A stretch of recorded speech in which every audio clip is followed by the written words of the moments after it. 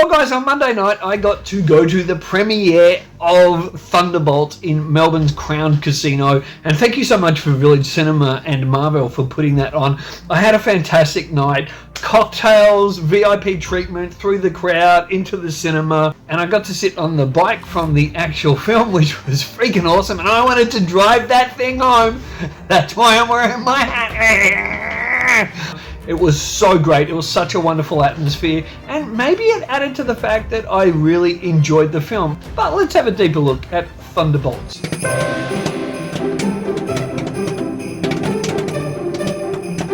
So Thunderbolts is the new film directed by Jake Schreier, who directed the 2015 film Paper Towns, and I think he's done a wonderful job here. Now let's look at the plot of the story. In Thunderbolts, we see a group of anti-heroes who are caught in a deadly trap and forced to work together on a dangerous mission. They are betrayed by Valentina Allegra de Fontaine, played by a smarmy Julia Louis-Dreyfus from Seinfeld. Now, that character appeared in The Falcon, also appeared in The Winter Soldier, Black Widow, Black Panther, Wakanda Forever, and now she is just such a suckhole here in Thunderbolts. And as we see Helena Belova, played by a wonderful Florence Pugh, we see straight away that mental health is going to be woven within this story. And it's done quite expertly, in my opinion. It's not overdone, but it's certainly there. Now, in this entry point of the MCU, we see Helena wearing a pair of depression sweats and discussing how she feels listless and without purpose, and she goes on a mission. And we get a good look and insight into her character. And straight away, Florence Pugh is absolutely mesmerizing as Helena. I could not take my eyes off her. Maybe it's the blonde hair, her incredible eyes, or the absolutely realistic performance of Florence Pugh here. But straight away, I thought, okay, this film's in good hands, the writing's intelligent, and we've got this lead actress who's going to really anchor this film, and anchor it she does.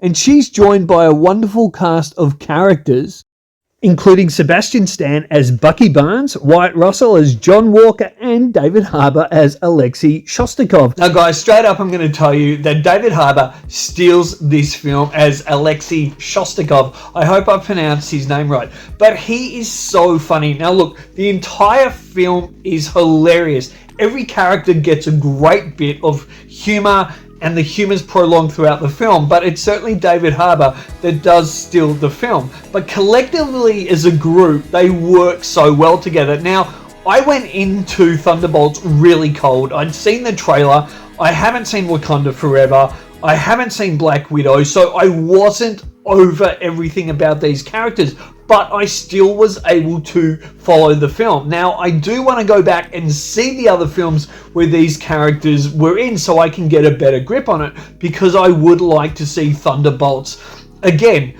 Collectively as a group, as an acting group, it works really well. The action works really well. It's not super huge action, but like I've said, with the economy of it, it all works so well together because the scenes are just interesting because of clever writing and really wonderful direction. Now, if Thunderbolts is a big hit at cinemas, which I believe it will be, I think this is really a sign of the MCU back, and I think audiences are going to come out and see this film. So hopefully Thunderbolts 2 will even be bigger and better. Now, you want to know, is this worth going to see at the cinema, and should you see it on the big screen or the biggest screen possible? Absolutely yes, go and see it. It is a fun film. It's really, really entertaining. I enjoyed it. I had a great time. Is it perfect? No, it's not perfect. Now, I'm not going to give any spoilers away, but the only little nitpick I have, and trust me guys, there's no spoilers, I'm going to describe the ending without describing the ending. There is something that happens at the end, how it all ties up. Now, maybe in the sequel, I'm going to see how that works a little bit better, but it's something that I don't think a big super action hero film has ever done before, and I was like, and I don't 100% know how I feel about it, but I found it interesting and I want to see where they go with it. Now, I think I'll have to do a spoiler review for this film and then I can talk more about it. But overall, the film still wraps up well. There's still a definitive ending, but I'm still a little unsure of, was that the payoff I wanted? But you know what? It was original, and we want that in our films, especially even in superhero films. But wait! There's more! Hang on to your seat, baby! Cause this one's a screamer!